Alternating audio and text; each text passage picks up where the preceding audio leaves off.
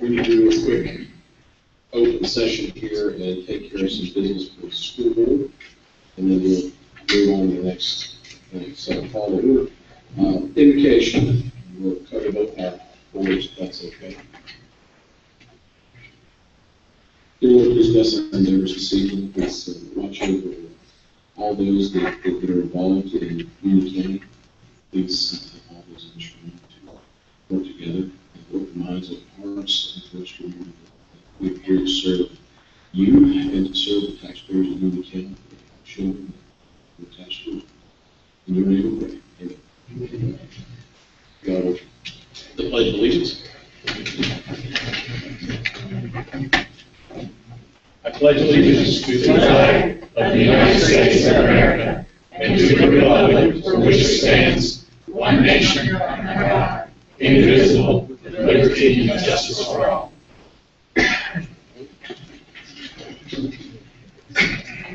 Moving on to item 4, I need to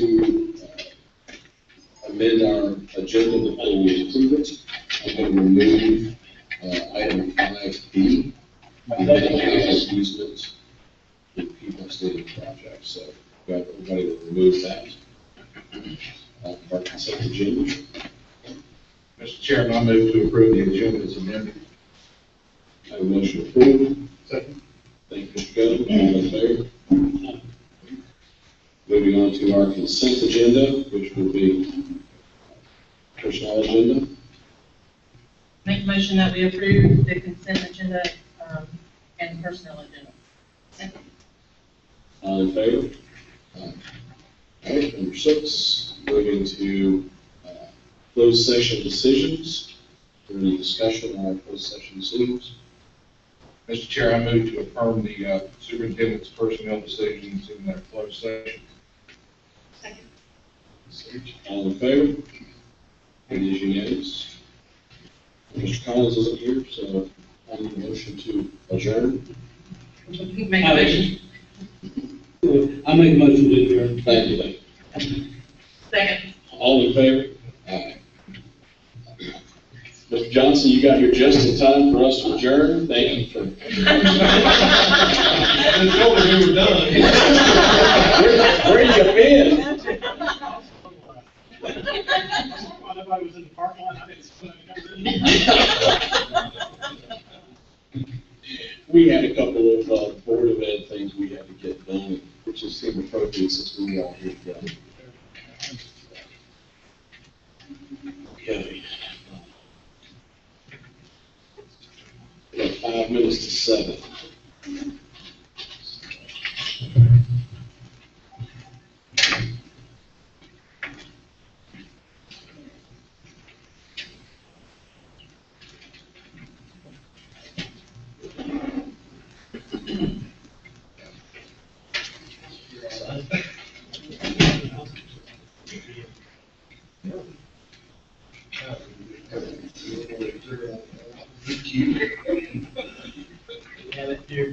I did.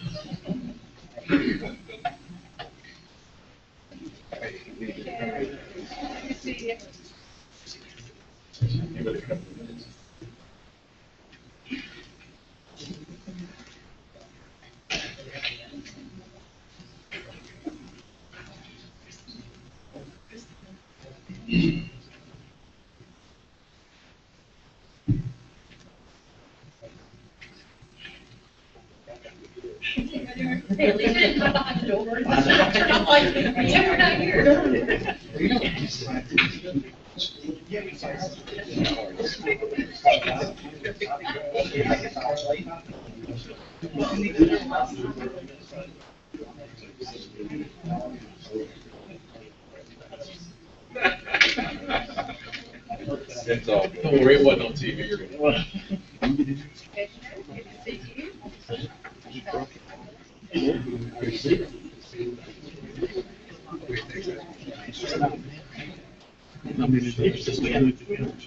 I didn't. Yeah.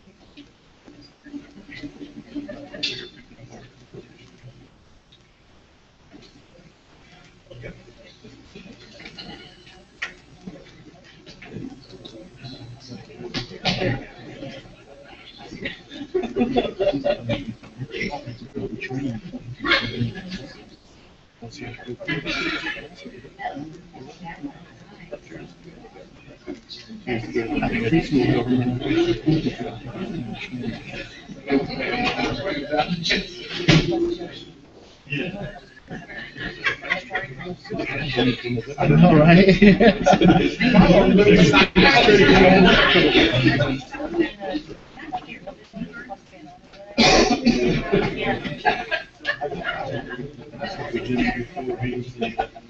Chair of the Republican Party.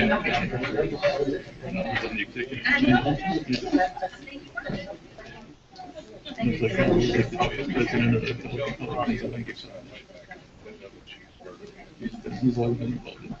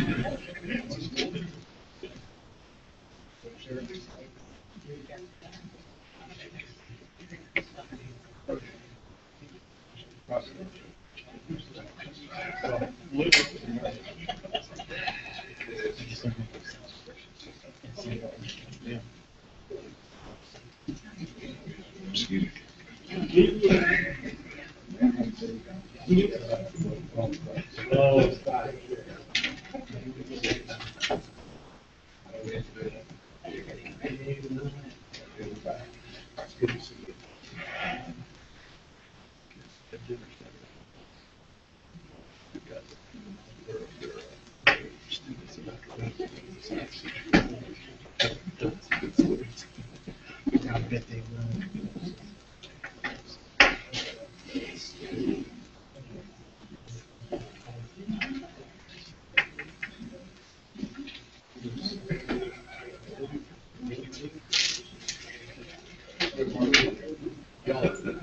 Y'all are ready, the clock's up there about a minute and a half off.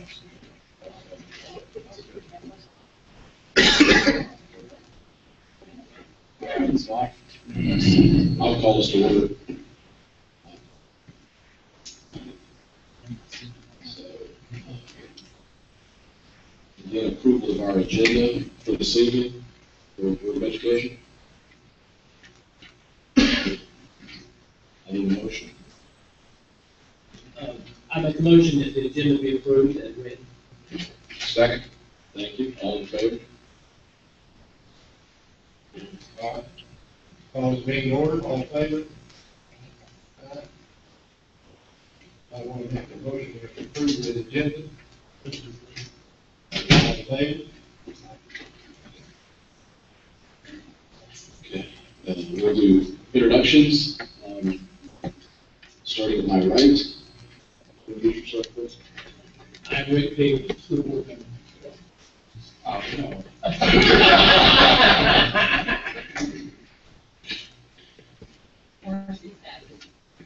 I'm Richard Gercheck. Sherry Hodges, Mike Preston. Christina Helms, Kevin Stewart. And Mr. Collins has got a family issue this evening, so he won't be with us. Frank Akins. All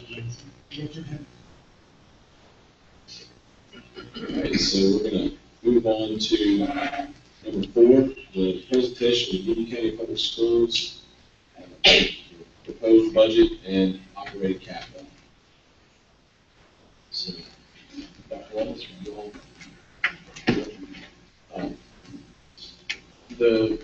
What y'all are about to see is as we work through issues that we learned coming through last year. We worked diligently this year to try to put this in a format that y'all requested. Certainly, what you will see up here has been what has already been transmitted in the format to your staff. Our staff have been working together on that. So we will dive right in and let Dr. Ross take over. Good evening, members of the Board of Commissioners, Board of Education, Ms. Codo, staff, and guests in the audience. I want to talk to you about our budget proposal, and I want to do sort of a preamble about the Union County Public Schools before Dan Kopinski, our Chief Finance Officer, jumps right into the numbers.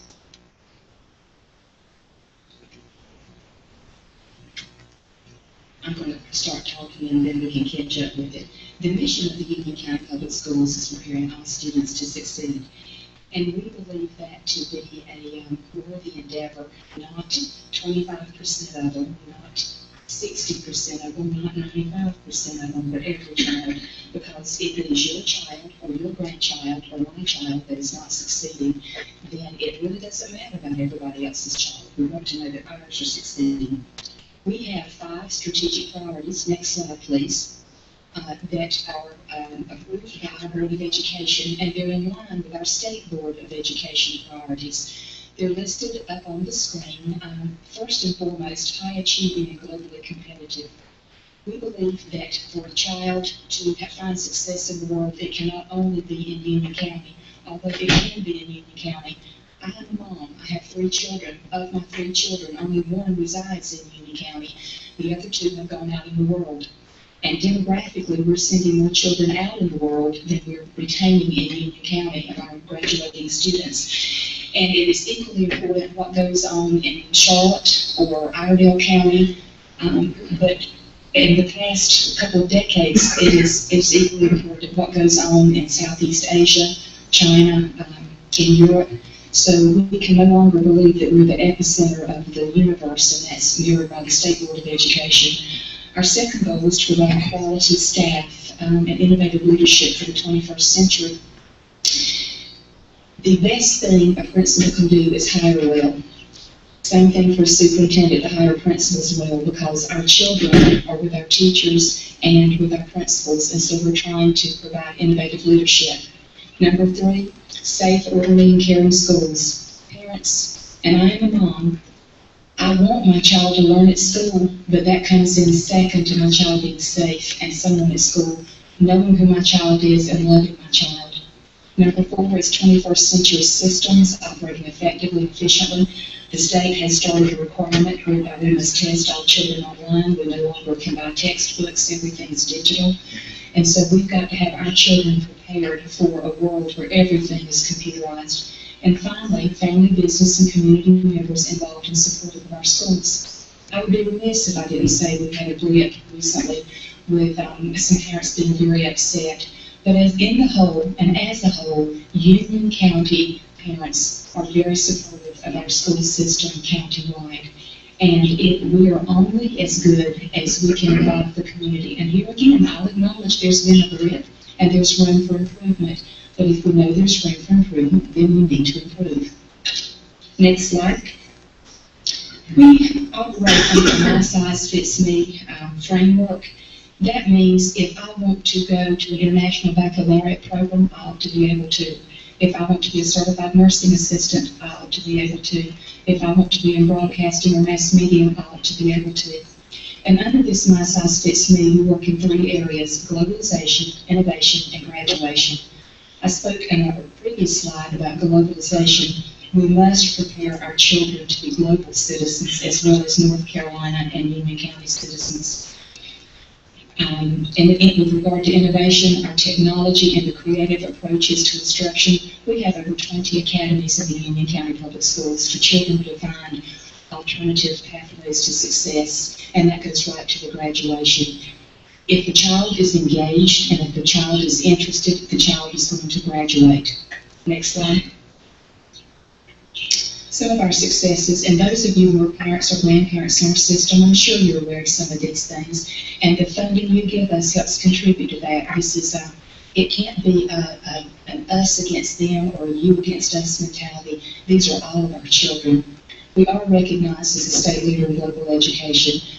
We met over 98% of our AMOs, that's annual measurable objectives from the State Department. That was fabulous. We are ranked #1 among the largest systems in graduation rate, and that's not a fluke, and that's not a happenstance. That is a lot of hard work with children, with teachers, with principals, with parents, with folks who care.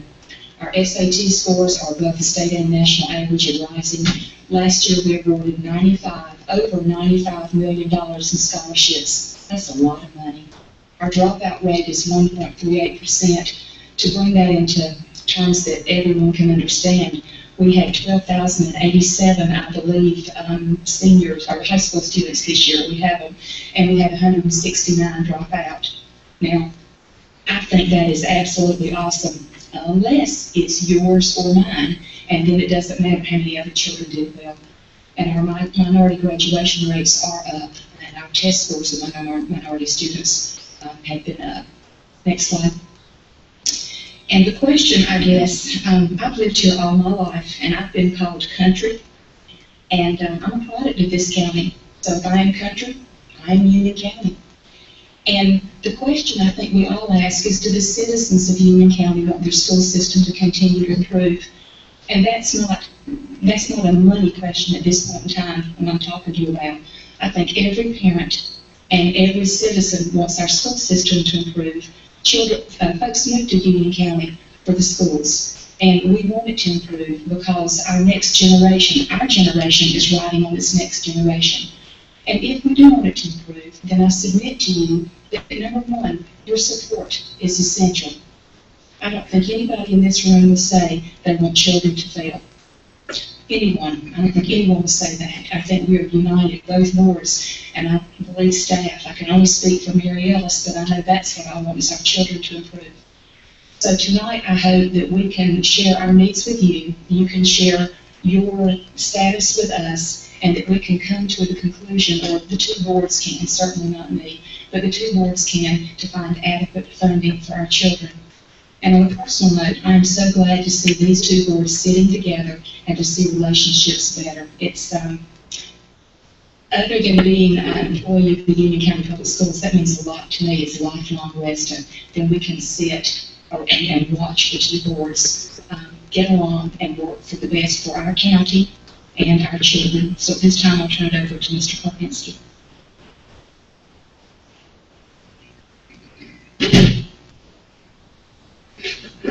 Thank you, Dr. Morales. Commissioners for education. I think our board is very well aware of our operating budget challenges, but we'd like to share these with the Board of County Commissioners and citizens. Of course, student enrollment is first and foremost. We've been growing, we have been one of the fastest growing counties in the nation for quite some time. We're dealing with flat state funding, per state planning allotments. Essentially, the numbers are based on ADM. Yes, they gave us money for that, but other than that, it's flat. The local cost of the governor's teachers' pay and state employee pay increases. If there's a raise at the state level, we have to pay our county local employees the same pay rate. Substantial teacher and staff pay deficiencies. Essentially what we have there is surrounding counties and actually the state of North Carolina averages paying larger local supplements than we do. Operation and maintenance, utility cost increases. Essentially there, as we grow in students and our buildings get older, operation and maintenance costs go up, and then utility costs keep on going up. Energy, of course, had a rate increase, so that affects us on the local level as well. The state mandated increase in health insurance and retirement costs, like the pay raises, if you have an increase in health insurance, retirement costs, that affects the local paid employees the county needs to pick up.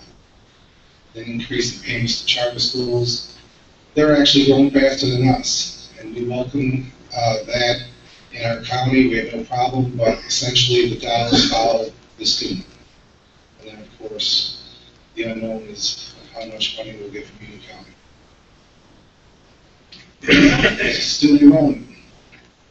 As you can see, here we go again. We're expecting 42,633. DPI is actually projecting 1,000 increase. As the chart shows, this does include pre-K, so we're going to have a slight enrollment in pre-K as well. We're not asking for funding for that from the county, but DPI specifically is saying that we're going to grow approximately 1,000 students.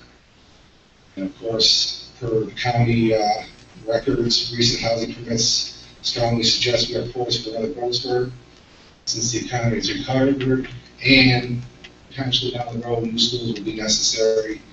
And that's kind of a heads up that I think we're all aware of.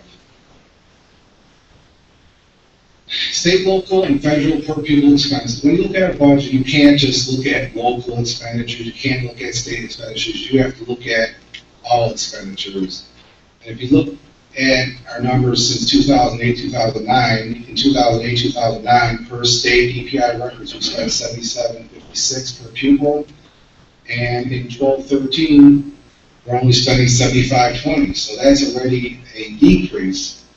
And what we're attributing that to is, of course, a decrease primarily in state funding. Most of our money comes from the state. They're decreasing, or have decreased, the amount that they're putting into our budget on a per pupil basis. And of course, that has an impact on the amount we need from the county.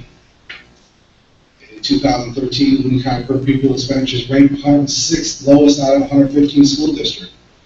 And quite honestly, the biggest reason for that is our teacher salaries are lower in terms of salary and supplement. And the local supplement is what we hear, part of our budget here request today.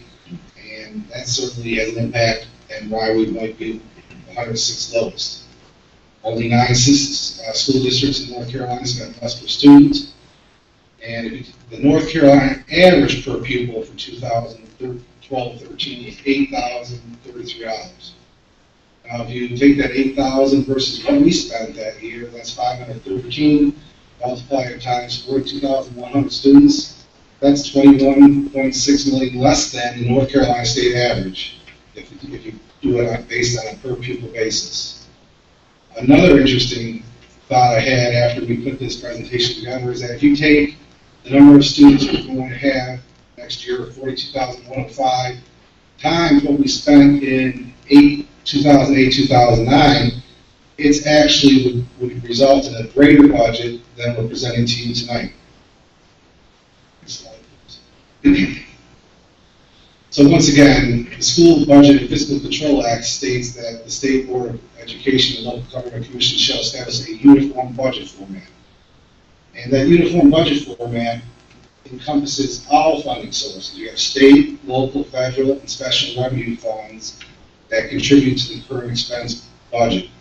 And this is to aid local boards of education and county commission in making financial decisions and to facilitate gathering of accurate and reliable financial data. As far as I know, we've provided everything we possibly could to the county. Certainly welcome any other requests, but essentially we put together a CAF for every year, certified annual financial report, then any other requests that come to it, we make sure the county gets the information.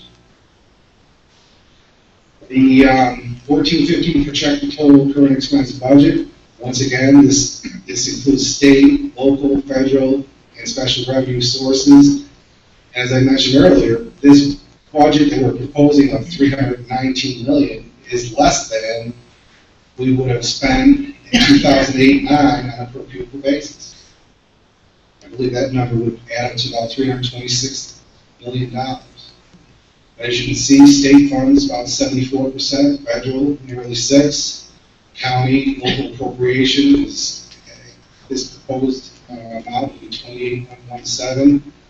Specific sources, which are restricted, and that is primarily for our NC pre-K programs and things of that nature. That's what is reserved in that special revenue source. So that's where we get our funds. Of course, there would be some fund balance that would be assigned, that would be left over from this year, then restricted amounts, and that's per state law. We have to restrict for accounts payable as well as other state restricted funds in the state fund as well as the special reserve fund, special revenue fund. What we try to do is cut this pie up in the uniform budget format two ways. This happens to be by purpose.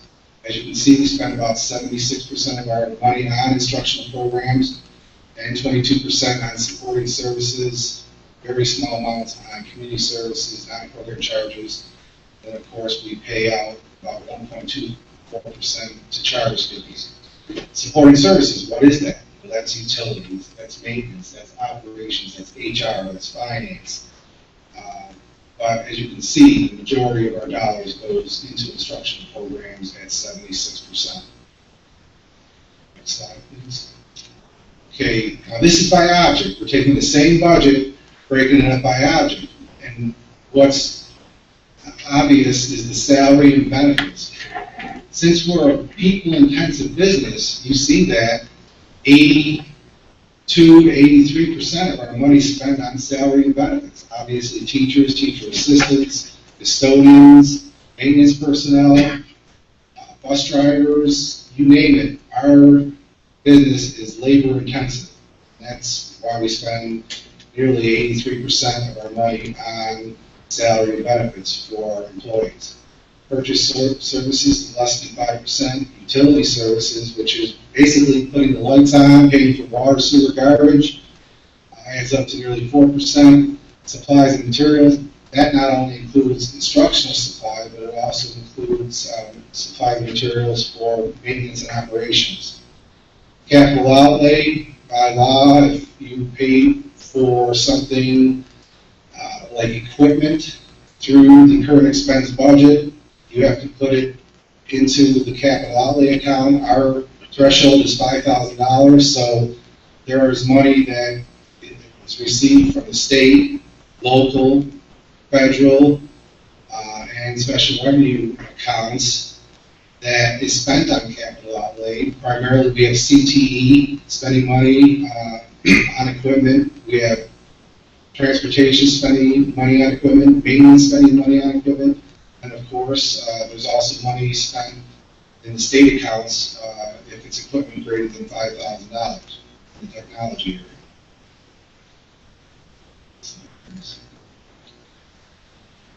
Recent Board of Education actions, we proposed a needs-only budget that we'll talk about a little bit later. Right now, we have requested a $6.9 million increase for operating expenses that include the 13-14 jury verdict judgment that, quote unquote, shall be conclusive per General Statute 115C431C. Then this 6.9 increase above includes supplement increases for our employees to North Carolina state averages as of 12/13. We don't have any more recent data, but we looked at the records that are in DPI, looked at our teacher supplements, our principal supplements, assistant principal supplements, and athletic personnel supplements, and this budget tries to get those positions a local supplement that is up to the North Carolina state average for 12/13. Now we're going to go line by line with what we're requesting. And like I said, this is a needs-only budget. And right now, estimated local cost of the governor's proposed teacher pay increase. As you all probably know, he's proposing that we pay our younger teachers a higher percent. Well, Union County pays most of our younger or less experienced teachers with local funds. Therefore, this budget increase for teacher pay actually impacts the local budget more than it does the state budget, and that can cost about $345,000.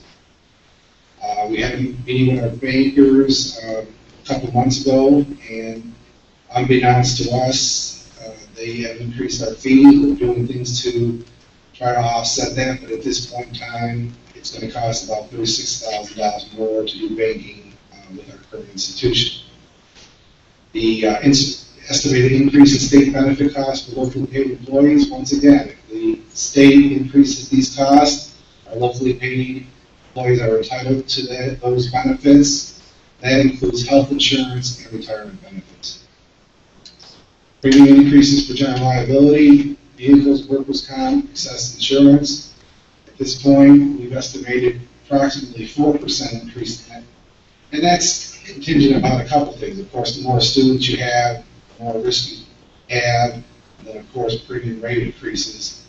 We do have a concern about the state now talking about having workers' comp and or tort liability coming at us, and that hasn't been included in this budget, but the $64,000 is what we anticipate increases in the items noted.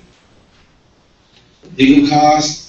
For years, we operated without a true legal budget other than our general counsel and a small amount of funds to support her activities. This year, of course, we had to go into fund balance, quite frankly, to go through some of the issues that we dealt with this year, and we just have to have additional $300 for legal costs is our best estimate at this point. The maintenance, custodial supplies, and repair cost increases. Essentially, it gets down to our buildings are getting older, supplies and materials are getting more expensive. As per information from our facilities and operations area, we're experiencing more work orders. Bottom line is more children equals more cleaning of the floors. Older buildings equal additional maintenance. And then, of course, there's also the increase in pricing for suppliers.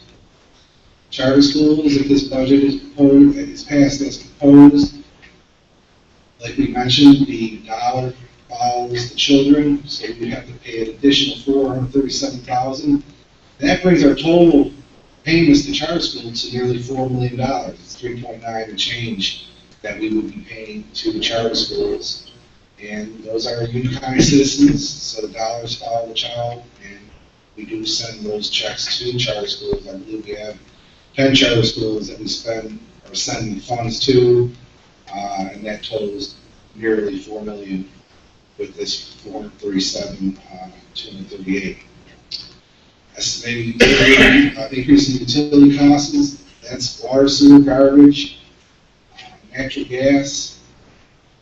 It's what it is, $461,900. That's a 4.25% increase, and it's going to be tight. This year is tight. We thought we were doing pretty good for a while, and now it's looking tighter than it was in the January, February timeframe. But we believe that 461,900 should make us get there. Still don't really know what the estimated fiscal impact of virtual school charter schools might be. There's a few different scenarios going on, but right now the state charges us if some of our children attend, and there are other scenarios going on. I don't believe that there are going to be any charters given to virtual charter schools right now, but that's why we have to be determined. It's too uncertain at this point to actually give any kind of number on that. Local merit and COLA pay. This is 3% cost of living in our merit pay for our non-certified type individuals. And of course, these next items that you see are what we talked about earlier, trying to get our teacher supplements to the 12-13 North Carolina state average. That would cost 1.9. Principal supplements up to the North Carolina state average would cost $350. The increase in the assistant principal supplement to 12-13 North Carolina state average, $173. Athletic supplements to the 12-13 North Carolina state average. And as y'all can see, you're going back 2 years, so even if you were to get this, we'd still be behind in terms of teacher supplements, principal supplements, assistant principal supplements, athletic supplements. Teacher supplements in high priority schools, essentially, we're having a hard time attracting and retaining teachers to high priority schools. This will take our supplement from $1,500 to $1,750 plus benefits. The next item, we have our operating cost efficiencies. We're happy to say that this $500,000 is primarily to putting GPS units in our buses, and we're happy to report that now that we have some data to support it, that would be savings that could help offset some of these other costs. Salary supplement adjustments to market. This pretty much is salary and or supplements for others that aren't listed in the top of the graph. Excuse me. The estimated cost of the governor's proposed state employee raise of $1,000 to include benefit costs. We heard about this at the 9th hour, let's say, and we made that adjustment, I believe, on the 14th of May. This essentially would be a raise for all employees, all state employees, anything other than teachers, and that would be $1,000, which would include benefits. And that 6.8 would be the increase to the county appropriation needed to fund the items that are listed in the last 2 pages. Moving on, quite simply, the capital outlay. I think there's been a lot of discussion about that. We do have the $71.2 million of capital outlay that was previously identified as unmet needs in the jury award, plus, of course, a credited payment of $14.9 million the county has funded. Then we have the needs for technology, equipment, and infrastructure, apparatus, identified in emerging capital projects as they are identified, of course, and those are things that have happened since, of course, 71. Now we have the annual preventive maintenance for capital outlay. Once again, as your buildings age out, the costs go up. Then we need one exceptional children bus with applicable ADA equipment, 84, and that totals up 71.2 plus the 26.4 is the 97.7 that we're requesting. At this point, I will open it up to the floor for questions if there are any.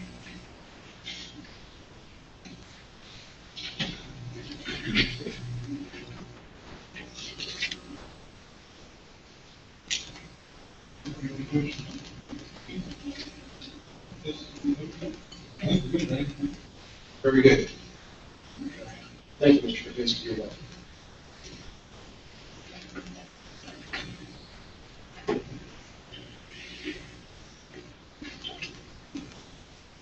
Okay, your turn. Okay. Need a few minutes? Yeah, give us a few minutes to get set up.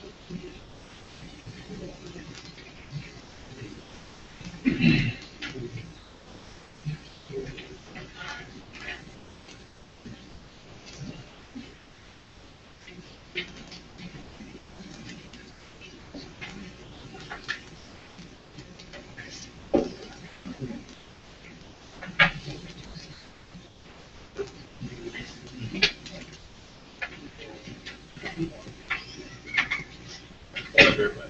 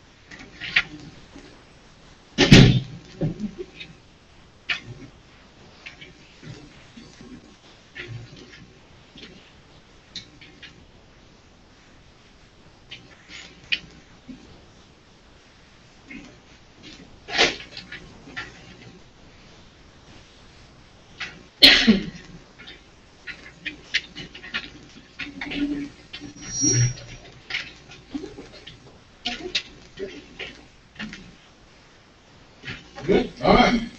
Mr. Yates, our CFO, will give you a presentation of the FY 2015 proposed operating capital budget for county side. Good evening, chairs, board. First, I just want to say thank you for the opportunity, because I think it's always good to get together and share information. As we were talking today, unfortunately, I think in the absence of information, assumptions get made. And then we get assumptions, generally they're incorrect. So what I'm hoping to do tonight, as we kind of work through this, is answer some of the questions we had from the last meeting, because I think there were some very legitimate questions asked. And then kind of walk you through our general fund budget, because that's primarily what we're talking about when we talk about funds available for schools. Kind of give you the thumbnail sketch. I see you all have our budget document, so enjoy it. If you have any questions, feel free to shoot us an email, and we'll get into more detail if you have those. So with that, we'll go ahead and get started. We may be a little bit behind because my clicker doesn't work, so I'm just going to flip in the slides right there. There you go. Where are we in the process? If you remember back during our discussion in, I believe it was March, we laid out kind of what we're referring to as this bifurcated process. I think one of the challenges we had last year as we went through this process and trying to work out the school's budget and the county's budget is there was some determination of outcome ahead of that process. And we set the formula rate thinking that would be a good thing. Obviously, as we went through, that wasn't necessarily what we wanted it to turn out to be. So we kind of went back to the drawing board. You know, when something doesn't work or doesn't work out like you want, you kind of want to do the post-mortem and figure out what happened. So as we went back, we kind of looked at it and said, you know, the challenge we have is schools and county operations have to exist together in the same universe. We have to do what we have to do, and you have to do what you do. I appreciate Dr. Hunt's presentation and Dan's from the perspective of it's a very big job to educate our children. I know I send two of my kids off to schools every day, and I'm thankful that our teachers are there. So I think that we have this process, and by state code or by general statutes, sorry, you guys get on me because I can not state code. By general statutes, this process is kind of a challenge for both sides. So what can we come up with, or what did we come up with to try to mitigate some of that challenge? Well, we came up with this process, and again, this is what you saw earlier on in the year. And look at what, or how do we kind of separate out the two discussions? Because as large a part of the county, as a part of the county's budget as schools are, we want to be sure that you get the appropriate attention, and appropriate discussion, and at the end of the day, the agreed upon funding. So to have a bifurcated or a separated process made sense to us. And in this slide, which you see before you have it in the presentation, the blue is the county process. And I'm going to talk about that real quick. Where are we? If you see on there, second meeting in May, that was earlier this week on Monday night. Our board tentatively approved the county services budget, as well as the funding or the tax rate necessary for the county services budget. And that now pretty much ends the conversation, or sets aside, at least for the most part, the conversation of the county budget. And that allows us then to move forward into the green part, or the green list. We had initially planned for a joint work session last week, but I understand the state governor's budget coming so late, and you guys trying to work that out. That meeting was postponed, which is fine. And we received the budget document and everything. So now where we're at is those joint work sessions. Because in the bifurcated process, keep in mind, the goal is really to focus in on the needs of the schools versus trying to have both boards, or at least our commission, try to wrap their heads around the full budget on the county side and the full budget on the school side. And then frankly, there's just not really enough time to dedicate the appropriate amount of discussion to each of these. As we go through the joint work sessions tonight, one next week to talk about capital. Keeping on to that, then we'll have a public hearing related to the schools funding as well as the capital program. And this is no different than the process we follow for our own budget. And then ultimately, at the second meeting in June, the board will adopt the final tax rate as well as the total budget. And when we talk about total budget, we refer to both the county tax rate and the school's tax rate. And just to refresh you, the last blocks at the bottom. When we refer to the county tax rate, we're referring to county operating costs, just in the general fund, and total debt service. And when we talk about the school's tax rate, we're talking about current operating costs plus pay to capital. So kind of give you an idea, just like Dr. Ellis talked about her 5 strategic principles, the county builds our budget on 5 what we call key principles. Fiscal sustainability is probably our top priority. We want to be sure that the budget that we build in the long run ensures that the county remains viable and sustainable. Because we all want to be here in the future, right? The county wants to continue to be able to operate. And we want to be sure whatever we do as we go through the budget process, as we go through our capital process, whatever we build and processes we build ensures that sustainability. Second, we want to be sure we build in transparency. And we'll talk a little bit about toward the end, kind of some of the things we've done to improve our transparency this year. But our big push, or what we really strive for as we go through our development, is transparency of process. Being sure that the public understands and knows what's going on through the process. That not only are we transparent to the public, transparent internally, and that we communicate. And I think that this process that we have tonight, is we have to join boards together, as part of that transparency process. Bringing the two boards together, having those discussions about what's going on and what challenges are both boards facing. Stewardship. Obviously, we want to be good stewards of the resources we've been entrusted with by the residents. Responsiveness. As our county is changing, and you as a school board are acutely aware of the demographic changes in our county, the growth pattern, where that growth is occurring, our needs as a county are changing. They're changing constantly. We're an aging county to a large degree, so we're seeing changes in our need for social services, changes in our law enforcement. As you get more densely populated areas, your need for law enforcement changes. EMS changes. And these are all things that, as we go through our budget process every year, we try to identify where we need to change our service model and our service package to address those. And then lastly, balance. And it's easy to say, balance on a revenue and expenditures basis. Absolutely.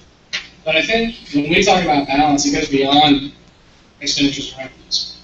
When we talk about balance, we talk about balance of service delivery.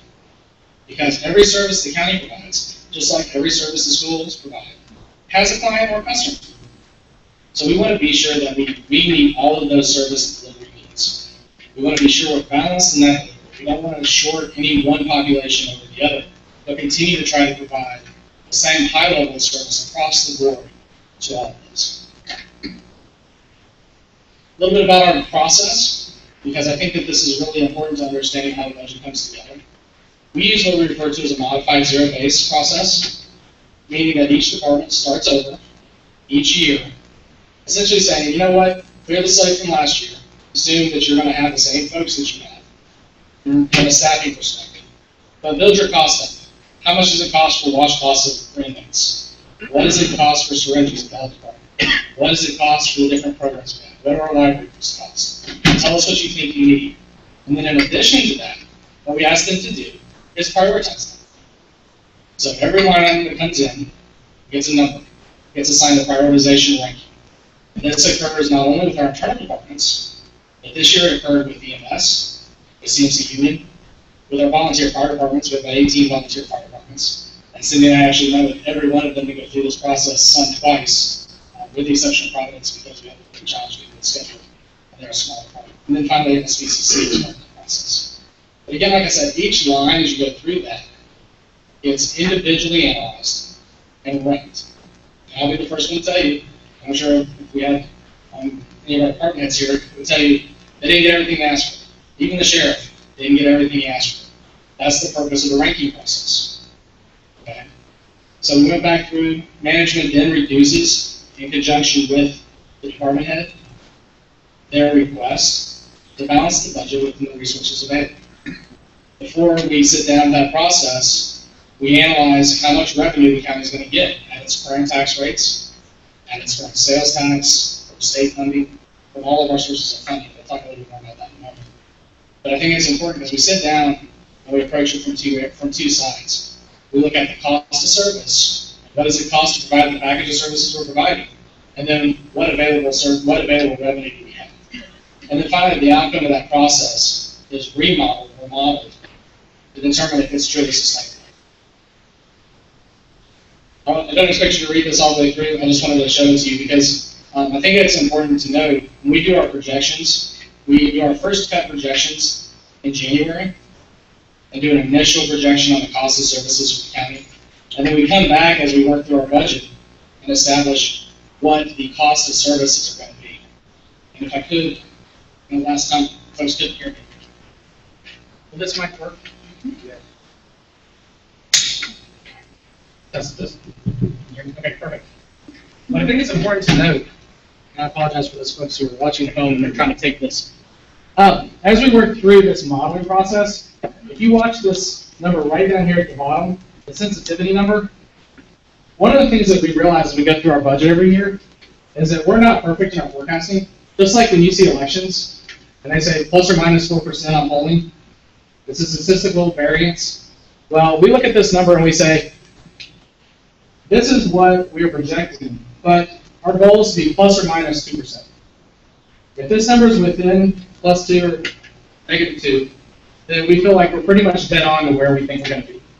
So what we've learned from history as we go back is that actual revenue against projection and actual expenditures against projection are within that 98% range.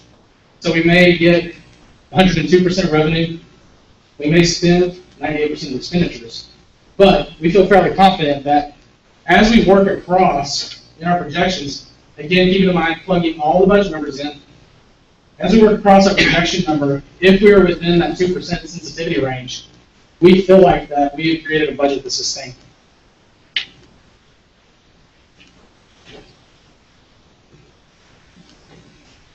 And I think it's important to note that as you see this, and as part of our bifurcated process, what we did is put together the county budget without the school's process as part of it.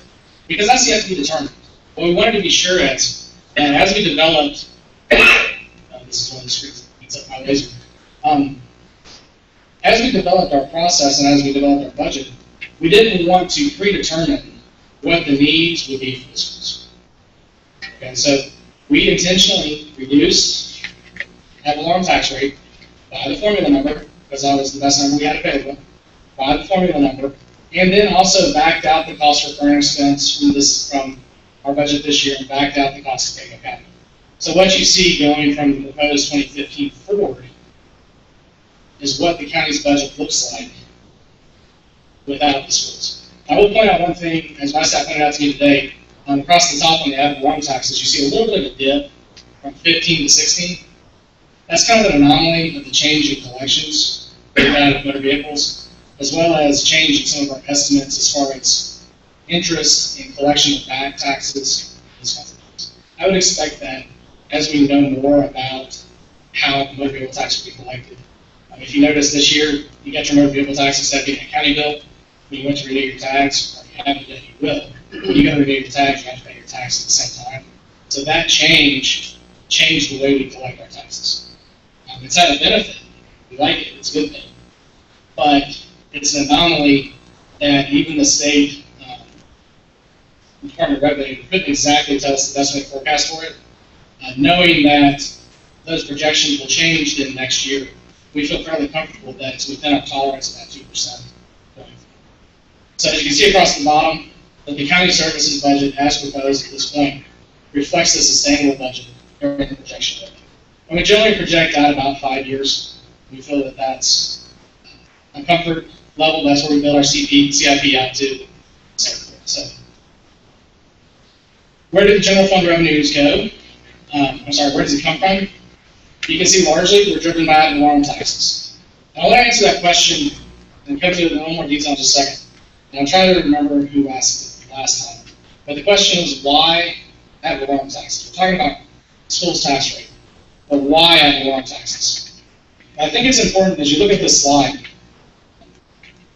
You've watched us do our presentations, you'll know I'm used to be a high school teacher, and I have a hard time standing on the podium, so I tend to move around a lot. One of the things that you notice as you look at this is, keeping in mind, this excludes schools funding, which came out of the ad valorem rate. Our ad valorem taxes, or your property taxes, are about 49%. Sales taxes are about 20%. I'll talk a bit more in detail about that in just a second. Other revenue, which is primarily the hospital lease, is about 4%. And then the remainder, with the exception of investment income, are charges for services, state grants, federal grants, restricted governmental revenue, which means it comes from other government entities for a specific purpose, and unrestricted intergovernmental revenue, and then other taxes. So you can see the largest chunk of our budget is in local option sales taxes and ad valorem taxes. And if we were to take this number with the 3536 added to it, this is going to be around 60%. So this might grow significantly. Keeping in mind, the rest of these will only get smaller as this becomes larger. So the question is, why ad valorem taxes? Why are we talking about using a school's tax rate on ad valorem? Well, excluding the school's tax rate, as you saw on the previous slide, it's about 49% of the general revenue. And looking into next year, the federal, state grant funding and the fees, which are taken for specific purposes, for instance, library fines, entry fees at King Creek Park, those areas make up about 26%. And then you have sales taxes. That's about 19%. And of that, 23% of our sales tax is dedicated to school debt service already. Okay? I think it's important to note, and we'll look at a different slide here in just a second, but of that, our total schools-related debt service, which is about 93% of our total debt service, sits at about $45 million, while our total sales tax sits at about $30 million. So excluding that, other sources make up roughly about 6% of our total general fund. I think it's important to note that if the commission, or when the commission decides on that tax rate, if the goal was to increase, or if there was an increase to funding, the only real source that the Board of County Commissioners can increase, they can't increase sales tax, can't obviously increase federal state dollars. You're limited in your ability to increase building permits, and you really can't balance a budget increasing entry fees at King Creek Park. So ad valorem taxes are really the only tool that the Board of County Commissioners has in their ability to increase revenue for services. Continuing on, this is a nuance in general statutes which I think is really interesting. In General Statute 153A, 149B7, says each county may levy property taxes without restriction as to rate or amount for the following purposes. It lists 8 specific purposes. One of those 8 is schools. If you're not aware, the county has a cap on its total tax rate. It can go to $1.50. But what this statute is telling us is that the schools, if you have a dedicated schools tax, it doesn't count against that cap. And within that cap includes some volunteer fire districts and other special districts. So I think that the general statutes actually contemplate this concept of a local dedicated schools tax. So in this case, as we talked earlier, the schools ad valorem tax rate under this model will be determined by the current operating expense taken capital. An apples-to-apples comparison. So because we did our budget in 2015 without the schools information or without the schools included at this point, I think it's important, you back them out on the 14 amount to be able to determine what was the growth or where was the growth. As you can see, our total adjusted revenue for the county grew by about 5.15%, just a little over 5%. That's about $7.7 million. But that's kind of a misnomer because it didn't grow that much across in those general revenue categories. So where was our growth? Our general revenue grew by a little bit more than that, about 5.58%, or about $5.7 million. Our other growth came in intergovernmental revenue that's restricted, federal grant revenue. We actually saw a decrease in our state funding. Our charges for service increased slightly. Our unrestricted intergovernmental revenue grew by about $20,000. And unrestricted intergovernmental revenue are charges we charge to other governments for services that aren't necessarily restricted by the state general statute or through agreement. And then restricted local option sales taxes, which are those taxes that are dedicated already to local education or school-related debt, grew by about $690,000. So our total growth outside of those areas was about $5.7 million.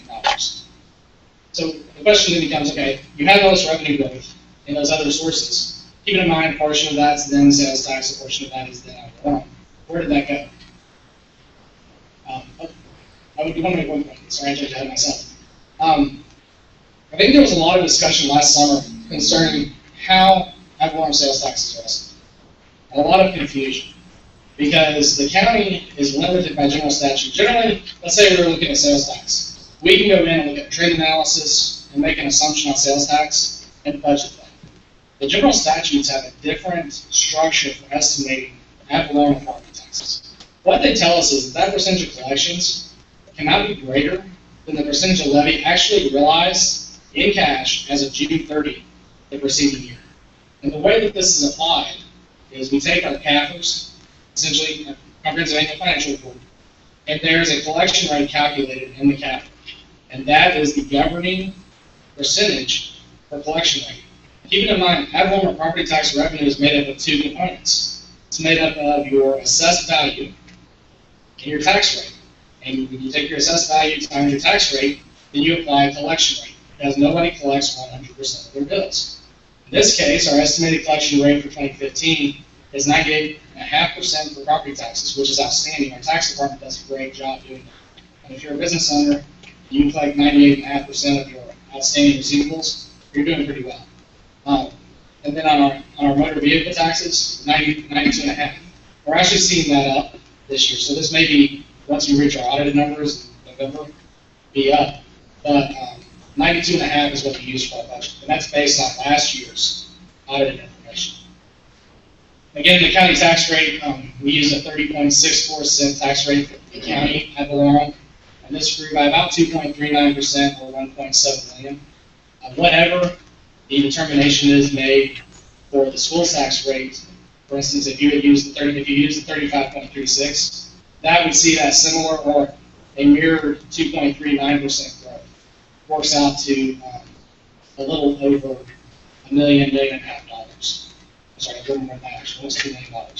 So we saw that increase in ad valorem across the board. On our local option sales tax, our sales taxes grew by about 11.6%. As we were estimating this budget coming into 13-14, we were still coming out of the recession, and we were really concerned that sales taxes would not track with what our estimate is. So we're seeing that fruition, that the economy has picked up, all the economic data, consumer sentiment is reflecting growth, which is a very positive thing. So I don't see this as a negative necessarily, I see this as a positive. The other thing that's interesting that occurred, and I think Dr. Elster would say this the other day, is that Amazon, if you started buying things on Amazon, I'm sure everybody has heard of or at least uses Amazon in some way. There's something new started happening and you check out. You see a tax line across the bottom, right? What that means is that Amazon is now doing business in North Carolina. They've cited some form of warehouse or distribution center in North Carolina. So statewide, based on what we've heard from the NCACC, is that statewide sales tax is up because now they're capturing all that sales tax revenue, which has been leaving the state, are not going to the local coffers. But now across the board it's up. So I'm sure some of that growth that we're seeing is from that, which was what I would call free growth. Didn't necessarily mean economic expansion or increased spending. It just means we changed the way we collect our taxes. So we're picking up what we used to not get. So part of that growth is due to that. Some of that growth is due to just an improved economy. People are buying things. You know, durable goods. As people build houses, they have to buy washers, dryers, curtains, those kinds of things. So we're seeing some of that pick up. Again, the total estimated sales tax that we're projecting for 2015 is about $30.1 million. And again, about $7 million of that is restricted. The local option, there's actually three types of sales taxes the county collects. Two of those are broken up by percentage. And it may be interesting, even though we can have a lot more conversation about sales tax if you'd like, but our sales taxes, not all the sales taxes, are every piece of sales tax that you pay at the store. Our sales taxes are on different types of goods. So as those different industries have picked up, for instance, the sales tax may be on clothing or food, but not on an industrial good or a school supply, or, you know, it's not exactly like that. But all the categories, merchant classes, and types of expenditures don't all get the same tax rate. You don't see it on your bill, but that's kind of how that works out. And in that case, when we do the local option sales taxes, not every sales tax encompasses the same basket of goods. That's why you kind of see this across the board, because we have 3 taxes that are growing the same. In addition to the sales tax growth, there's about $2.8 million of lottery proceeds that are restricted that have partially fund that debt service. And I think one of the things as we kind of worked through last summer, particularly toward the end of our budget process in June, one of the things we made a public statement about how much UCPS cost the county, and we didn't include the sales tax or the lottery proceeds as part of that. So I wanted to be sure, we recognize on our part we probably should have, but we made an adjustment for that to show you that this year. To be sure that you know, yes, there's $7 million of sales taxes plus 2.8 that's dedicated and absolutely goes to all the school debt service. Our other sources, state grant funding, as I pointed out earlier, was reduced by about 9%. Our interest earnings, I'm sure Dan, when he talks to your finance committee, talks a little bit about what he's already done today. Nobody's really earning a whole lot of anything on their money at this point. We plugged in our estimates about $500,000, and we'll feel pretty good if we can get that for next year. Other revenue makes up about $6.8 million, $6.88 million, and that's from our sales of property. Donations, one of the things that's buried into the general fund is our library's donations. So when you go to the library and donate money to the foundation, that money actually shows up on our books as revenue to the general fund, but then gets dedicated or siphoned off for those purposes. Lease revenues, again, the big chunk of that 6.8 or 6.9 million is related to the hospital lease, and then other miscellaneous revenues, we sell cars through the year, that kind of stuff. Doesn't make up a significant part, but I wanted to be sure we got a lot of it. So where does our money go? This is always, Dan will tell you, this is always a finance director's, it's a requirement when you do your budget, you always put in a pie chart, where does it go, where does it come from? The revenue side we looked at, now the expenditure side. Just like the school system at this point, we're largely driven by our employee compensation. It's about $60 million for the general fund. You see debt service, about $48 million. That's our single biggest class if you take employee compensation and benefits separately, but it's just a little bit behind employee costs. One thing that you don't see, which you would normally see as you went to, as you looked at our budget, keeping in mind, again, this is the county services budget, the number for the current expense funds will normally go right here. So this piece of pie is only about $12.5 million. Will grow ultimately at the end of the day to be whatever the current expense number is plus $12 million. So that's all of our contracts, grants, and subsidies. It goes up onto fire departments, includes SBCC, and some other contributions that we have. Okay. Operating costs, our capital outlay.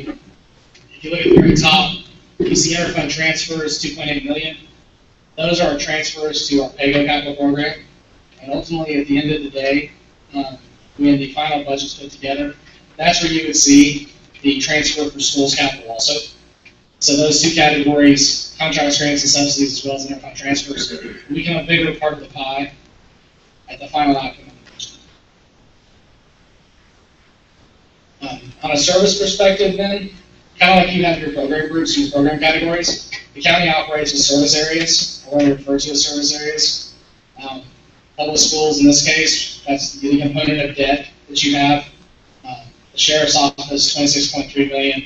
Administrative services, just in case you're wondering what that is, that's finance, IT, purchasing, and procurement. Board of elections, community partners. I'll talk a little bit more about community partners in just a second. So kind of hold that thought for a moment. I'll come back to it. Community services, we spend about $8 million, parks and recreation, ag extension, libraries, soil and water conservation. Our emergency services, volunteer fire departments, and EMS, with bulk of that funding, fire marshal's office, emergency preparedness, and so forth. General county administration, when we got done doing the service area analysis, we had a whole bunch of little pieces. Manager's office, our legal department, our tax collection, human resources, those different departments. So general county administration is just everything that's kind of left over that doesn't have a specific service area. Our growth management, that's planning, our inspections department, our building inspections folks, and so forth. And then public works, there's a little sliver. And when we reorganized the county last year, a small part of our internal service structure came over and was put in public works. So that's for facilities, services, and the cost of facilities. So, I apologize for the folks at home because I know this slide's really hard to see. That's why we put our presentations on full 8.5 by 11 instead of 2 slides per.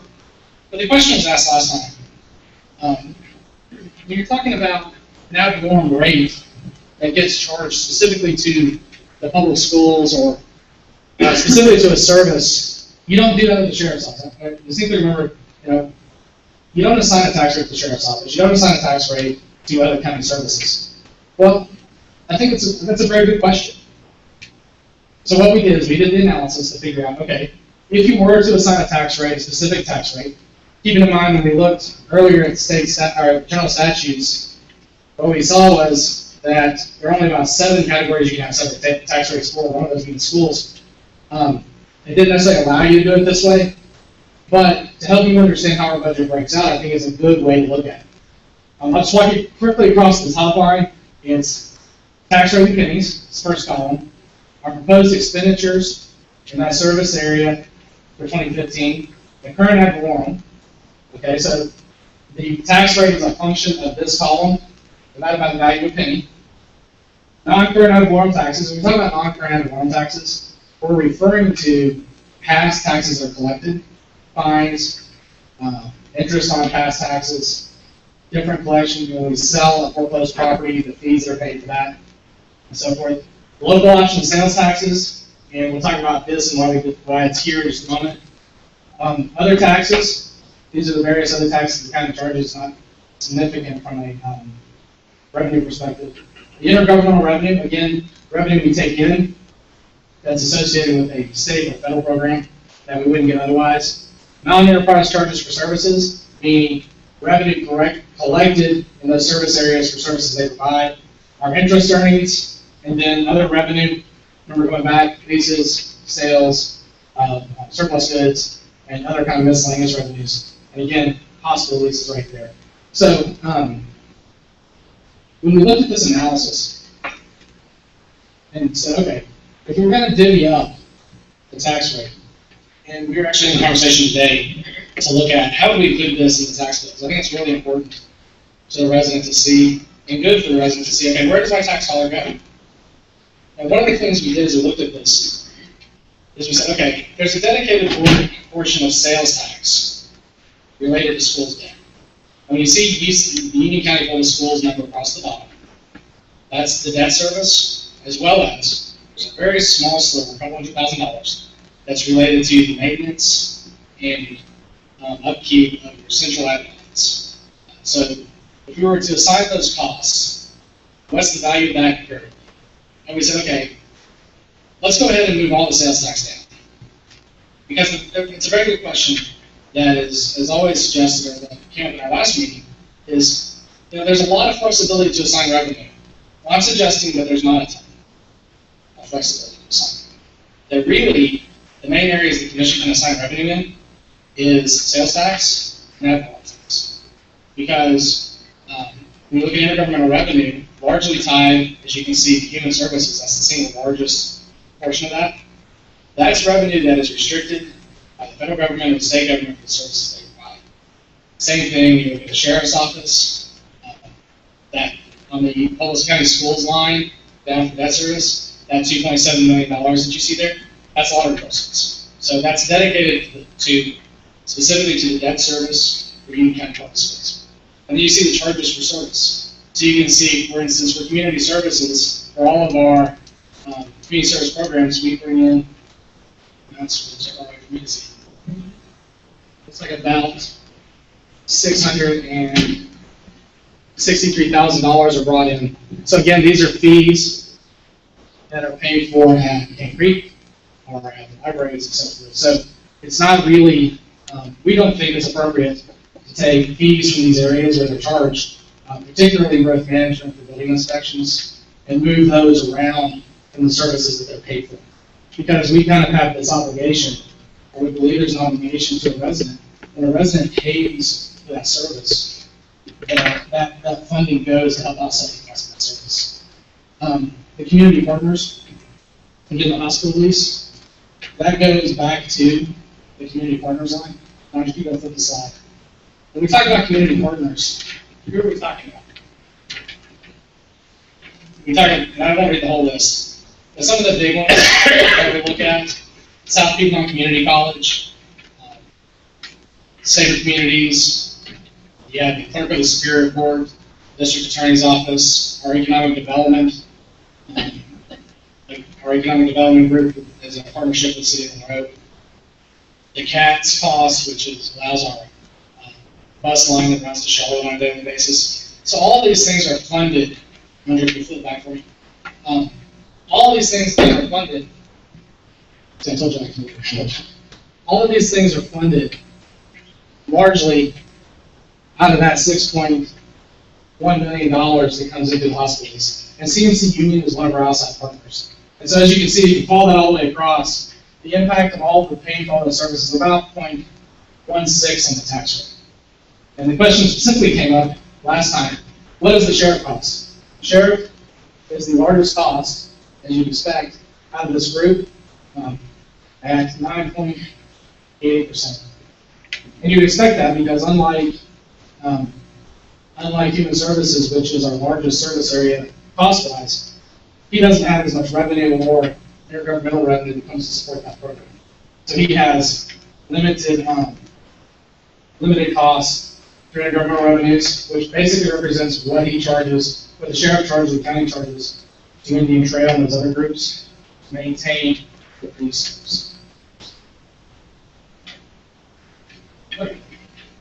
And I apologize, this is going, I wanted to be sure because these questions came up.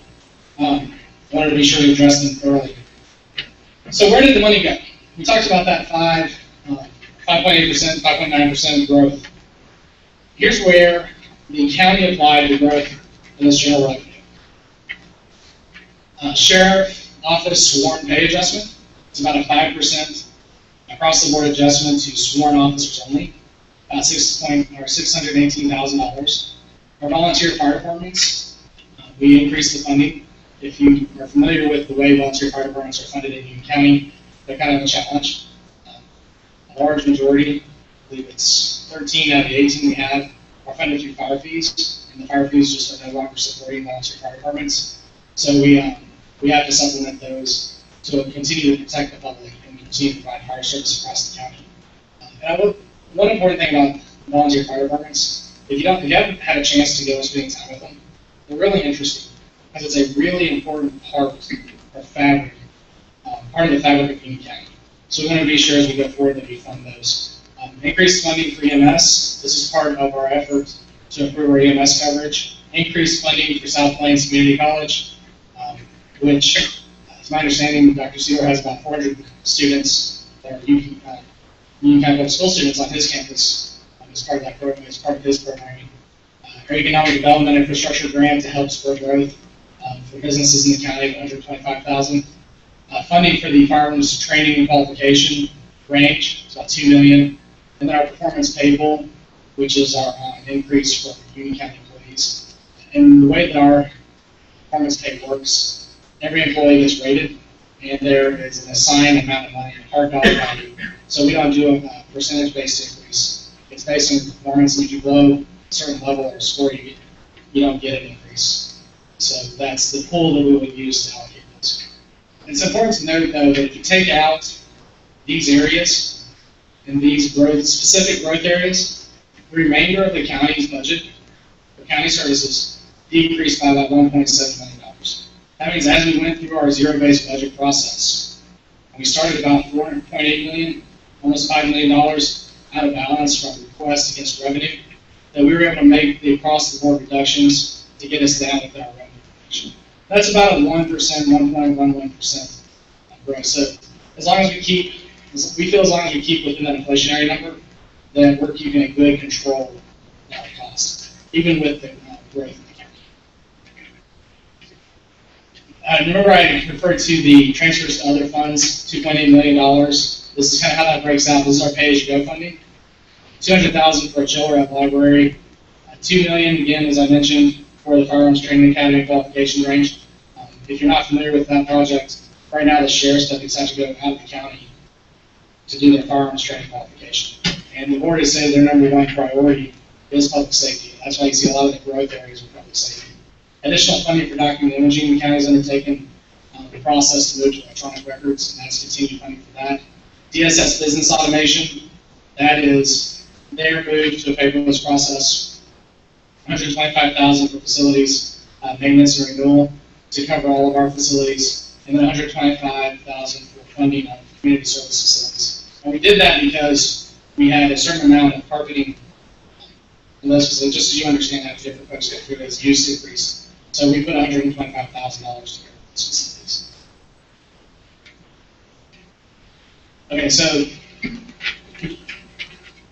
one of the interesting things, you can call that, it kind of came out of our conversation last summer as we went through the court case, is the county has fund balance. The county has fund balance. Why can't it use its fund balance to fund these things? We kind of hear it pounded over and over again. The money's there, give it to us. I think Mr. Ford said, the money's there, they have it, they got to give it to us. Okay? Well, sure. If you want to take all funds, and we'll get into painful detail about this because this is really important to understand. If you want to say all the county money and all of its funds, total assets, or total fund balances, about $319 million. I don't dispute that. Pick up our annual financial statements, audited by external auditors, that's what the number is. But that's not quite exactly accurate. That's, if you stop there, you're really leaving out the rest of the discussion. Because there are a lot of pieces of that that aren't available for general use. And I'll get into more detail, but I just want to kind of point out, non-spendable restricted assigned, essentially assets that are not available for use, restricted by some outside source, or assigned to an existing source. Meaning, they've been budgeted, there's some project underway, or they're a hard asset that can't be liquidated. Okay, so that's first $256 million out of the $392 you have to take off the board because it's not available. Our reserves, we have our operating reserves and our enterprise funds, which we'll talk about in a second, but enterprise funds are water, sewer, utility, our solid waste fund. So when you go to those drop-off centers in the county and our landfill and our transfer sites, that's where that money is. And then our general fund reserve. This is our cash reserve that allows us to operate from the start of the fiscal year to the fall when we start to get our revenue. This includes the pot of money, at $44 million when we start the year off. That's where we're going to make our payment to Union County Public Schools Fund. State code requires us, general statutes, require us to make payments to you on the very first of the month, regardless of where we are on a revenue basis. And that's the cash, the cash flow part, because we don't get enough revenue at the start of the year because all of our revenue from our back comes from property taxes. And when do people pay the property tax bill? January 1, right? In the fall. So we have to have that money on hand to be able to continue to operate. And then you see we have committed other sources in the fund, meaning that the nature of that fund limits the use of those sources. We have proposed usage for 2015. So this is reflective, actually, of the action that the commission took the other night as part of our budget process. There is about 1.75. 1.75 of this is for Dr. Sedor and the work at the community college. The remainder is for a redaction program for the register of deeds, so that the records she puts on the internet don't include social security numbers and private information. You see special revenue funds, about $488,000, and that's really mainly our E911 fund, where they're allowed to build up 911 funds, restricted for purpose, and buy radio tower equipment or other equipment. And then you have internal service funds, which we'll look at those and I'll tell you what those are in just a minute.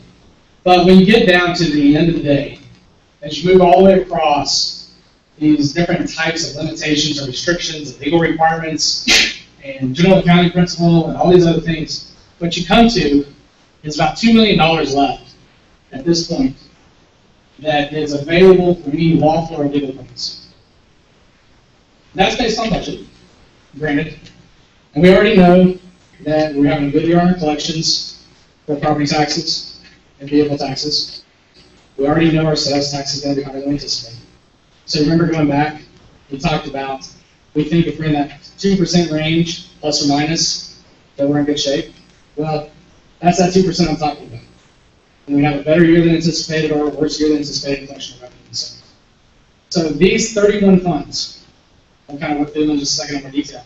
These 31 funds kind of make up, when you look at total fund balance, all funds make that up. So the general fund is where we spend most of our time tonight talking about the budget. And that's the general accounts of the county. Just like you have in your structure, your 6 funds, 7 funds, you have kind of funds that encompass your general operations, like the local current expense. That's kind of how the general fund is. This is where all the tax revenues go, sales taxes. It's where we fund the vast majority of operations. And just so you can see, we started the year on June 30, based on our audited numbers, about just under $80 million. We went non-spendable fund balance, which are hard assets, things you can't liquidate. Restricted fund balance, which means that there's some outside and you're restricting that money, about 13. Remaining project balances, which are things that were encumbered or started the previous year that didn't get done, about 40,000. Our 16% reserve policy. This allows us, it's our cash flow until we start to get to our revenue sources for the next year. 4% rating reserve. This is what we've heard from the rating agencies that we need to keep in our fund balance. It allows us to issue debt the lowest rate possible. It allows us to maintain the county's AA+ credit rating. We have assigned for UCPS capital, $8.3 million. Our true-up payments, $761,000. Our assigned for general fund uses, which no different than you, legal costs mostly. Not all of that million, but a large chunk of it. Our UCPS roofing, about just under $9.6 million. We did put back into our reserve, once we did our analysis this year, our estimated savings on debt service. If you remember last year, you may not have been familiar with, but the county did a lot of refunding in mortgage, or kind of like refinancing a mortgage. We refunded large chunks of our debt, which allowed us to save about $1.8 million this year. So we moved that money back to the general fund balance. And then again, like I said, the newest piece from Monday night is the assigned $1.9 million for 2015. So that's the general fund. Our special revenue funds, and I won't spend a ton of time, but I think it's important to note. When we talk about special revenue funds, remember we said there were 5 fire districts that aren't fee districts? They're tax districts. We collect the taxes on their behalf, and we have to give them to the fire districts. Ultimately, at the end of the day, we budget for them, but then they come in and go out. Okay? So this chunk, this $3 million of total fund balances, we have assigned for restricted are restricted. So all of these fire district funds, the emergency telephone system funds, our the 911 funds, our multi-year funds, and then our automation enhancement fund, which is for the register of deeds. And you see our 911 funds are spending some fund balance this year on our approved use or allowed use. Our capital projects funds, in my understanding in the past, what has occurred, and I'm not finding good or bad, but in the past what had occurred was the county would take general fund balance and would shift it over into capital funds. And would build balances in the capital funds, which is one approach. Okay, and then they would come the next year and appropriate that money out. We don't do that anymore. That's not a practice of the spring board, or not a practice of county management. So the dollars you see in the capital funds are dollars that are budgeted and appropriated, dollar for dollar, to come into the capital fund and go out for capital projects. So the $42 million that you see there has been assigned, is in projects that are underway or have been committed in the capital program. And that list of about $2.8 million that I showed you a few minutes ago, that list will ultimately become part of that $42 million. So dollar for dollar, every dollar that goes in the capital funds is assigned to a specific project. Okay. School bond funds, we're required under general statute when we have school bonds to keep that funding separate. So we still have a little bit of funding left, but it's assigned obviously for that purpose. I'm not sure what the current balance is as of June 30. but I don't think we spent much on that this year. And then library capital projects funds, these are funds that were specifically collected or received for library capital projects. Enterprise funds. The whole concept of an enterprise fund, kind of like your child nutrition fund or your after-school care fund, is that those funds operate like a business. Meaning that the ratepayer or the user is carrying the full cost. And the biggest one we have is the water and sewer fund. You see about $243 million there. Non-spendable assets, meaning all the pipes in the ground and whatnot, $158 million, $158.6. Reserves, about $34 million. The reason you keep reserves in the utility fund, and the commission's policy is a 365-day operating reserve, is to continue providing water to water customers. Okay? Then you have the committed to specific fund purpose. The Board of County Commissioners' policy at this point, as well as management, is that the funds taken for water rates and sewer rates need to stay with the water and sewer fund. And this fund has been built up over the last few years to allow for then the capital program. In the book you have a section marked public works. Underneath there's water and wastewater. You can see the long-term capital plan that those rates have been collected for over time to improve our water system. So this will get us spent down in the next 5 or 6 years. And what it allowed us to do is, instead of having a monster rate increase, 10, 15, 20%, we did it in increments 3, 5, 7% over time. 3.5% for the last 3 years, and I believe that started with 7, if I remember correctly. And then we're proposing a 6.5% rate increase for the next 3 years. So what that funding allows us to do then is put the cost on the ratepayer for the cost of the utility. No general fund dollars support that enterprise fund. So that all comes from the ratepayer. We have smaller than solid waste fund, which is, again, the collection of sites, landfill costs. Unfortunately, that's restricted to post-closure. We talked a long time about post-closure costs and what you do with the landfill when you're done using it. But we won't get into that tonight. Welcome to if you'd like to come out and talk about it. Stormwater funds, that's a very small portion. County doesn't really operate a stormwater utility, but we have a separate enterprise fund for that purpose. Internal service funds. This year the county started something new that you don't see in here, that you would see in our operating budget. We transferred over to an IT internal service fund, a fleet internal service fund, and a facilities internal service fund. And what this allows us to do is more accurately capture our costs, affect the cost of those services. Historically, we've had the health benefits fund, which is where the revenue for our employee health care programs go. So I pay insurance for me, my wife, my 2 children. It goes there, the county puts in, then we buy services. We're self-insured. I'm sure you're familiar with the concept, because I believe you guys have some self-insurance plans as well. Meaning that the county takes the risk associated with that with certain stop-loss insurance policies and so forth. Same with workers' comp and property and casualty funds. So these are funds that have built up over time. It's a mix of charges to grant funds and so forth. Fiduciary funds. One of the interesting things about fiduciary funds, and I think you have I remember correctly, you have a trust funds fund. Is that correct? It's like 5 or 6.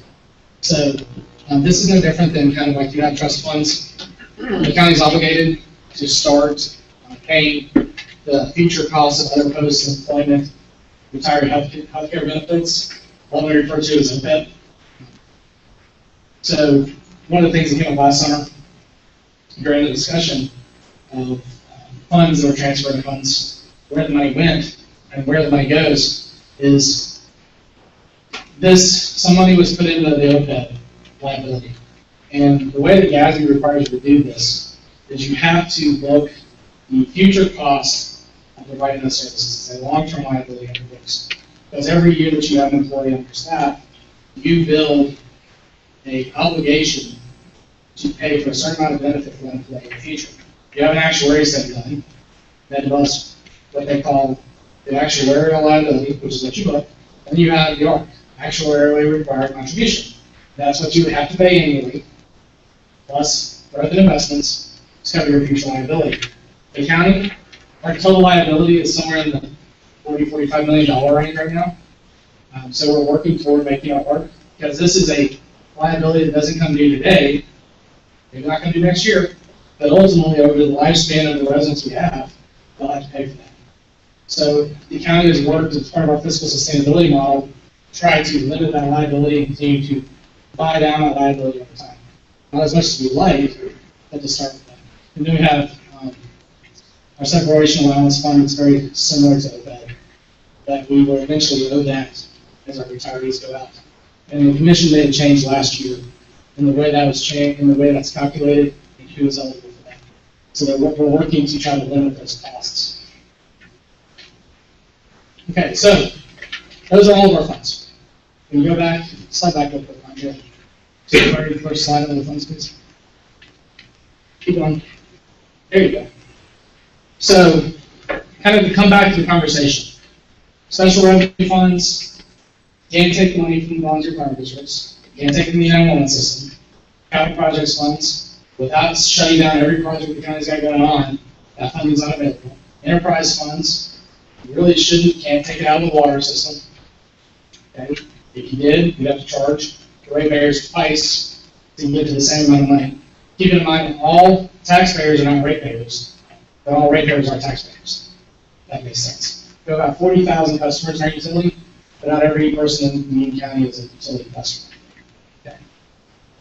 Our internal service funds, these are our insurance funds, and our fiduciary funds, these are trust funds that we're not allowed to spend. So when you work your way back across, again, without making yourself cash insolvent, you have about $2 million left in the kitty to be able to. And we know that's going to go up when we finish this audited year. Don't doubt that at all. But that's kind of where we are as of June 30, 2013, with the known changes to budget for this day. Can you go back to transparency slide, please? So as I mentioned earlier, one of the things that Cindy charged me with when I came here was improving the transparency of our process and our documents. And I'm very proud to say that the county this last year received the GFOA award for budgeting, which means for outstanding presentation, meaning that our documents are easier to read and understand. We also, so we have our document, we've improved our document. I hope you get a chance to kind of thumb through and read it. Any feedback you have, we really appreciate it. We created a new budget website this year, www.unioncounty.nc.gov. This presentation that we have tonight should be there. Should be there right now. The webmaster should have put it up right around 7 o'clock. It also includes all of our presentations we've made, including the Rotary presentation that I made this week and other presentations, plus our historical documents, old capitals, old budgets, and stuff. Very easy to use, so I encourage you to go there. One of the things we did this year, which was kind of interesting, is we put up an Ask the County Manager email address on that page, so if you have a question for the county manager, you can email. I don't believe we received any at this point. Email address for public comment. If you just have a public comment on a question, you're allowed to do that, and we also have posted links and different things on social media. So we really try to improve our transparency as we work through this. Made all of our documents available. In fact, I believe you were emailed our analysis document of the school's budget, and that is available on the website as well, including the document you provided to the commissioners for your budget. We put that in there as well. So all those documents are available on the website.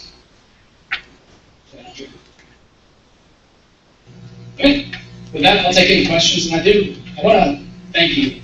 I know we spent a little bit of time. You're still about an hour and a half, 2 hours short of how long it took me to do with the commission a couple of weeks ago. That was about 3.5 hours. So, granted, this is a little bit lighter version than what we did with them, but and that's available on our website as well. The video, let's see, you're welcome to go there and look. But I do appreciate the opportunity to help answer some of the questions, and I hope I tried to at least address most of the questions you had for last week. So with that, I'll open it up and answer the questions you have. Can we go back to slide 15 for a second? Absolutely.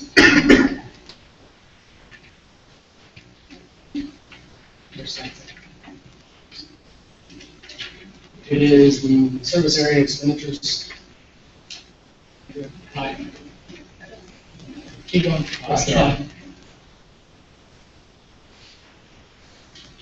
Oh, you're done. You're good.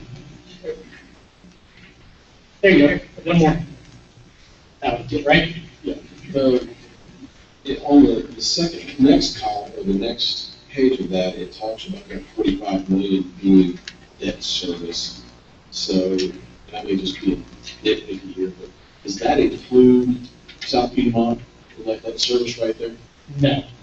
Okay, so that's just you, and That's Union County Public Schools, South Piedmont is reflected, I believe, in community partners, is that right? Or is it, yeah, it's a community partners. So what we really tried to do, to kind of help that, because last year, I think, when we did it in Department of Education, we blended it was all just South Piedmont with UCBS, and kind of hearing that as we went through, that was a really valid concern, I'm glad you asked that.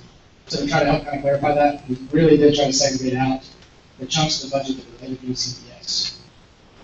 would you mind, since this is going up, that would just say debt service in that block? For people go by, because a lot of them aren't going to get to the next page to see that that's debt service. So just nothing major. I do want to clarify too, though, when we report to the state on what we spend locally on education, that number of debt service, and that's why it's included the way it is, does go into the cost the county pays for education. Listen, yeah, so I understand that. But no problem, I just noticed. If I'm going through this on the website, I'm going to look at the big pie chart, and I'm going to glance at the little tiny print, and I'm going to go to the next page. So just for ease of use, if you don't mind, just putting that sort of thing. On the ratings reserve, since I'm in the financial services business, I always want to keep your ratings up. Is that 4%, is that a new state mandated thing, or where did that come from? Because it's the first year that I've seen that.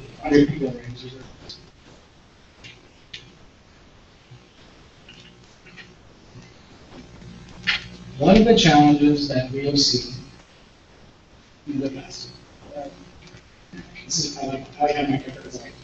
This is how I get. I mean, these kids at home without to know it's a challenge for me. If you follow the news and you see what's happening in Detroit, Birmingham, Alabama, I believe somewhere in Pennsylvania, some other places, and what we saw was that local governments for the first time really in 100 years started defaulting on debt. Okay. And what happened in the market is folks who used to buy GO bonds, because GO bonds were gold plated, right? They had the tax authority behind them supporting them. For the first time in the market, those bonds carried some risk. And what happened then is the market changed around municipal governments and other governments. And they became a higher risk, not because of something we did here in North Carolina, but something that happened in the world. So in talking about rating agencies, what we determined in consultation is that the county, if it falls below a certain level of its cash liquidity basis, available funds to fund ongoing operations, then the rating agencies see that as a risk to the bond. This is not a state mandate. It's what I would consider a market-driven requirement. If we were to take that money, this is in our conversation, if we were to take an additional 4% out of the equation and go down to that 16%, what we heard is that the county, in the market's eyes, will not have enough cash on hand to be solvent, to be able to make its monthly bills. And this has to do with our cash flow.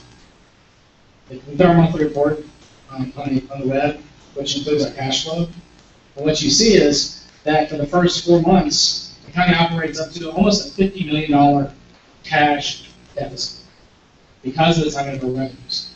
So when you're looking at our debt payments, what the market wants to see is that we maintain enough cash on hand so that we don't become a payment risk or unable to make those payments. So working with the rating agencies, we established about 20% as that number. And that was the number that was the last time we were rated. We're going through a review right now, and I can tell you it's taking 6 weeks to SCP, but the bulk of that work has been around our liquidity. So while absolutely it's not a state mandate, I would argue it's a market mandate. And if you were to take it out and we were to lose our rating, when it comes time to build new schools, build new libraries, or to borrow money from cash, just like your credit score, as it goes down, your costs go up. Your rating, as it drops, your costs go up as well. So if you were to take that out, we think it would become somewhat cost prohibitive in the future to borrow money. So we ensure that's there to maintain our credit rating and our ability to borrow. So we buy insurance on the bonds when we UGOs. So It depends. Back in the early 2000s, before the market collapsed and the collapse in online insurers, it was a simple math equation. You put it out, cost of insurance against what you would save from the ratings differential. And what he's referring to is when you issue debt, you have an opportunity to buy insurance and you can buy up your credit rating. So if we're AA, we go out to the market, I can pay MBAC or what we refer to as monoline insurers. I can pay them based on basis points, spread perspective, to up our credit rating to AAA. The problem is during the last financial collapse, as those insurance companies collapsed, their ratings went lower than the organizations they were rating, that they were securing, or the organizations that they were insuring. So the last major issuance I did probably about a year and a half now, 2 years, not here in Union County, but my previous employment. We had about 2 options, and it was really cost prohibitive. So it's better to keep your cash on hand to ensure your rating versus to try to go out and buy up your rating. Because the market now sees through those monoline insurers, puts you at risk, so if they collapse, your ability to buy up collapses with it. but we're seeing economy better, so that's getting better as well. I would argue probably not on the monoline insurers piece, but, you do it on based on every deal, and the value of every deal and specifics of every deal, and it's always an option to look at. So where it makes financial sense, we do it. Where it doesn't, we don't. I tell you the big things we did last summer, it made no financial economic sense to do that, so we haven't done that. Any questions? Can you tell me, again, just remind me, what are the oil sources that are being used to reduce debt service? Are you referring to our debt service savings? UCPS debt service? What are the sources? I mean, you said that sales tax, lottery proceeds. Okay, go to the net takers table. Yeah, go back. So you're referring to this? So, again, total Union County Public Schools debt service, as the chairman pointed out, debt service and operating costs for your facility for cleaning and maintenance. About $12 million of ad valorem tax, that's about 5.23 cents. In this case, we just went ahead and assigned all the sales tax to that debt service. So that's about 30 million.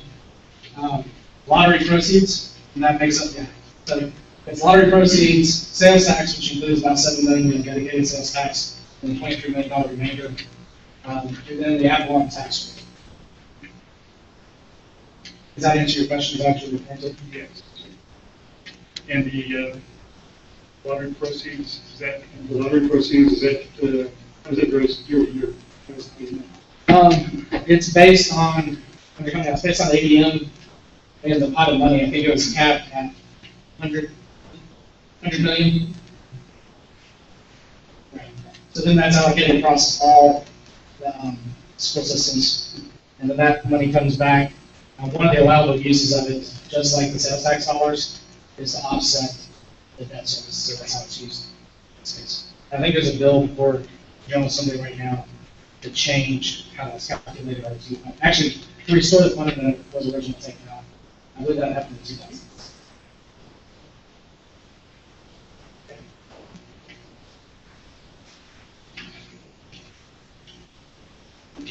Anything else? Again, thank you for the time. I apologize for that. Long, and it's kind of detailed, but I think it's important and good information. So I appreciate it. Thank you. Just trying to any questions? You've got an extra word, each read. I think we're slated to get together next week, 27th. So, and those look good. So, we'll see you on the 27th. I I will move that we recess this special meeting of the Union County Board of Commissioners, reconvene at 9:25.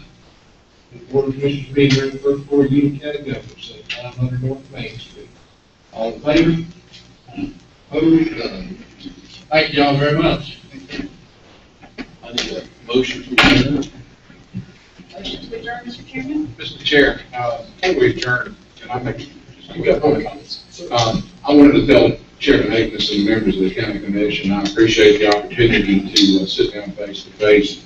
It's always an important line of communication. I think we rise to the occasion to meet some liabilities both these boards inherited that we're dealing with and lay a solid foundation going forward. And I especially want to thank you for the funds that you committed to school repairs. We've got a lot of stuff going on, a lot of repairs being made, and I really appreciate that. I think the children in Union County appreciate it.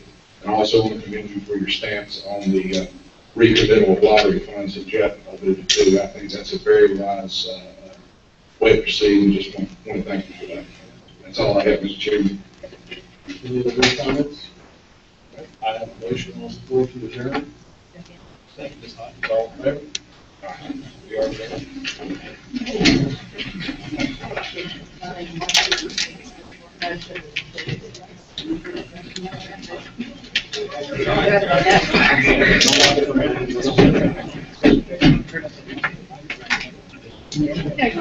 Okay.